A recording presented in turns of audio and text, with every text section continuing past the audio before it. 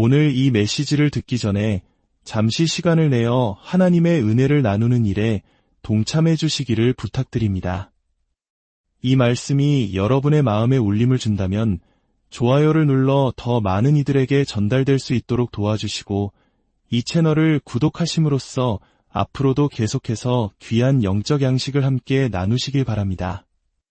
말씀을 전파하는 것 또한 우리가 받을 수 있는 큰 축복의 통로입니다. 이 말씀을 듣는 모든 분들의 삶에 하나님의 평안과 은총이 가득하기를 기도합니다.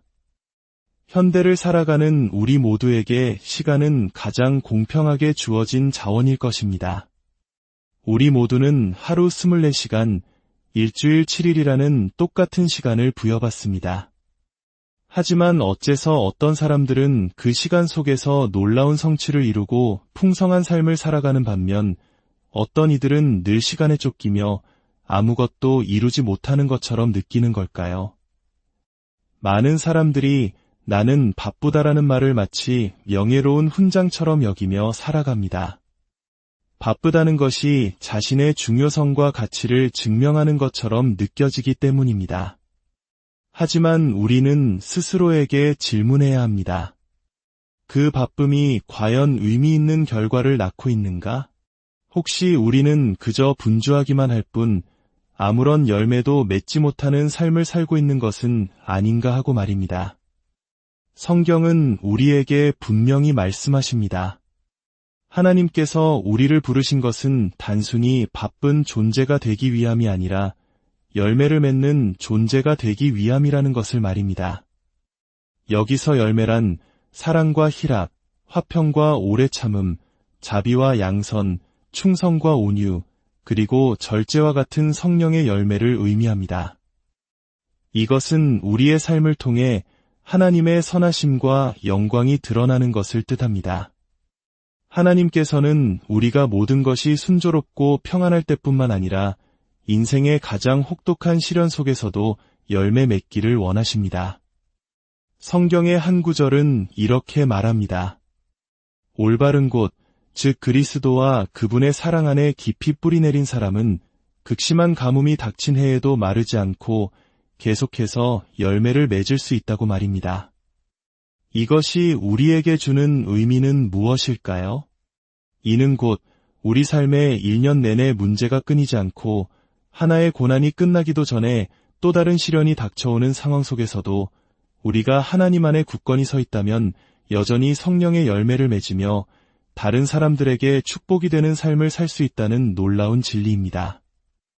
우리는 종종 너무 바빠서 혹은 지금 내 코가 석 자라서와 같은 핑계를 대며 마땅히 해야 할 선한 일들을 외면하곤 합니다. 문제가 생기면 다른 사람에게 친절하게 대하는 것을 멈추고 사랑으로 행하는 것을 포기하며 나누고 베푸는 삶을 뒤로 미룹니다. 하지만 기억해야 합니다. 어려운 시기에 옳은 일을 행하지 않는 사람은 모든 것이 평안한 시기에도 결코 옳은 일을 행할 수 없습니다. 그래서 오늘 우리가 함께 나눌 주제는 바로 언제나 옳은 일을 행하는 것입니다. 옳은 일을 행하는 것이 옳지 않은 때는 결코 존재하지 않습니다. 반대로 말해 그릇된 일을 행하는 것이 괜찮은 때 역시 단 한순간도 없습니다. 물론 우리가 무지하여 무엇이 옳고 그른지 분별하지 못했다면 하나님께서는 그런 우리를 이해하시고 인내로 가르쳐 주실 것입니다. 하지만 오늘 이 시간 여러분이 진리의 말씀을 듣게 된다면 그 순간부터 여러분은 들은 바에 대한 책임을 갖게 됩니다. 만약 더 이상의 책임을 지고 싶지 않다면 이 말씀을 듣는 것을 멈춰야 할지도 모릅니다. 왜냐하면 진리는 때로 우리의 안락하고 정돈된 삶을 뒤흔들고 변화를 요구하기 때문입니다.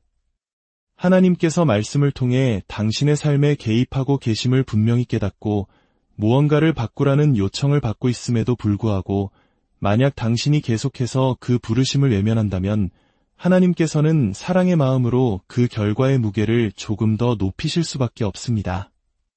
이것은 마치 부모가 자녀를 훈육하는 것과 같습니다. 어떤 부모가 자녀가 그저 말로만 해도 잘 따르기를 바라지 않겠습니까? 얘야, 엄마 말 잘 듣고 이건 하고 저건 하지 말아라 했을 때 아이가 네, 엄마는 지혜로우시고 저를 사랑하시는 걸 알아요. 전적으로 따를게요 라고 한다면 얼마나 좋을까요? 하지만 여러 번 타일러도 아이가 듣지 않을 때 부모는 사랑하기 때문에 아이의 상황에 직접 개입하여 울타리를 쳐줄 수밖에 없습니다. 사실 그 과정은 아이보다 부모의 마음을 더 아프게 합니다. 하나님 아버지의 마음도 이와 같습니다. 우리를 너무나 사랑하시기에 우리가 더 나은 길로 가도록 이끄시는 것입니다. 그러므로 우리는 이제 누군가 보고 있을 때만 옳은 일을 하는 습관을 버려야 합니다. 직장에서 상사가 보지 않을 때 인터넷 서핑을 하며 얼마나 많은 시간을 낭비하고 있습니까? 그것은 회사의 시간을 도둑질하는 행위이며 그리스도인으로서 결코 합당하지 않은 모습입니다. 황금률을 기억하십시오.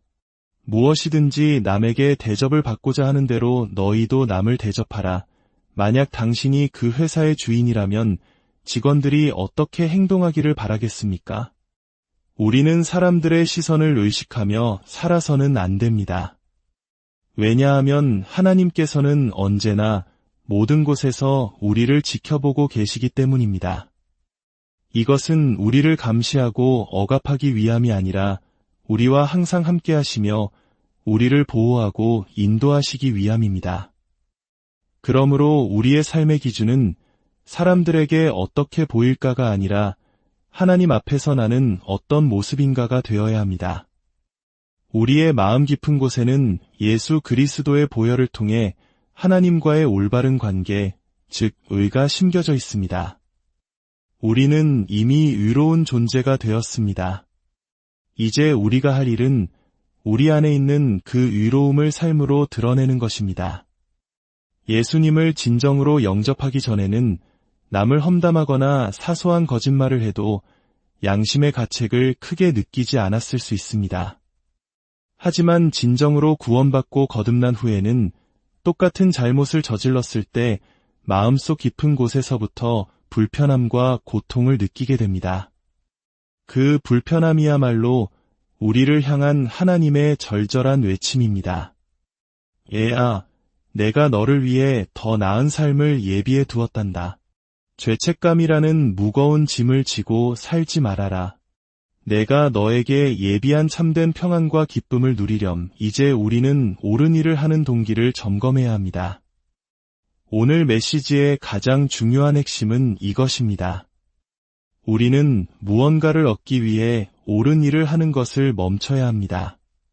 그리고 그것이 옳기 때문에 옳은 일을 해야 합니다. 이것이 바로 율법 아래 사는 삶과 은혜 아래 사는 삶의 근본적인 차이입니다. 율법적인 신앙은 나의 행위, 나의 노력으로 하나님의 축복을 벌어들이려는 시도입니다. 그러나 은혜는 정반대입니다. 은혜는 노력 자체를 부정하지는 않지만 무언가를 벌어들이려는 공로주의는 철저히 배격합니다. 우리의 어떤 노력으로도 하나님께 빚을 지게 할 수는 없습니다. 하나님은 우리에게 아무것도 빚지지 않으셨습니다. 우리가 매일 아침 기도하고 1년에 성경을 일독하고 11조를 드리고 어려운 이웃을 돕는다 해도 그것으로 하나님께 무언가를 요구할 권리가 생기는 것은 아닙니다. 그것은 우리가 마땅히 해야 할 바를 하는 것뿐입니다. 우리가 옳은 일을 행하는 유일한 동기는 우리를 위해 모든 것을 내어주신 하나님을 너무나 사랑하기 때문이어야 합니다. 그 사랑에 대한 감사와 감격의 반응으로서 우리는 숨쉬는 마지막 순간까지 하나님의 영광을 위해 옳은 일을 행하기로 결단하는 것입니다. 제가 아는 한 분의 이야기를 들려드리겠습니다. 그녀는 하나님의 부르심을 받아 말씀을 가르치는 사역을 시작했습니다.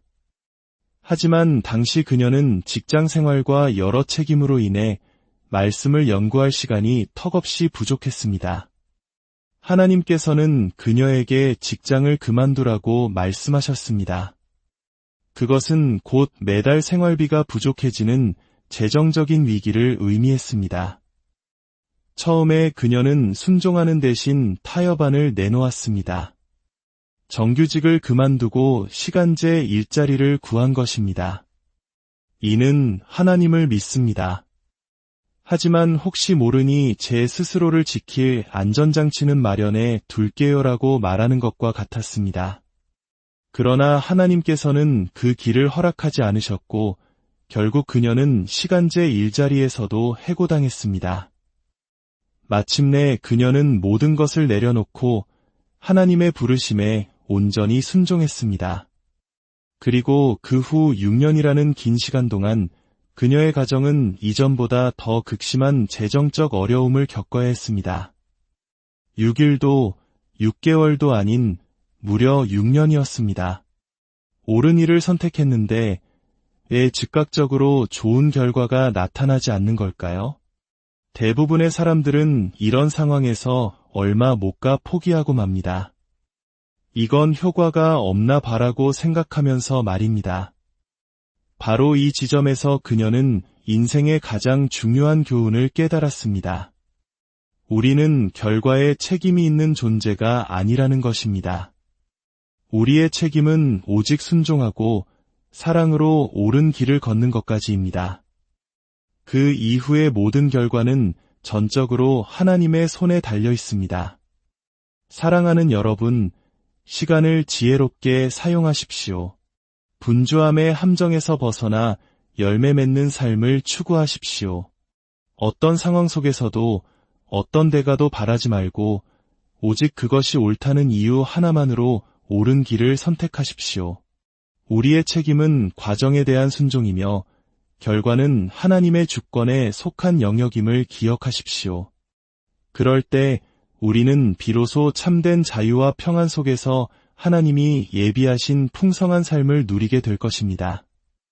여러분의 모든 걸음 위에 하나님의 인도하심과 축복이 함께하시기를 간절히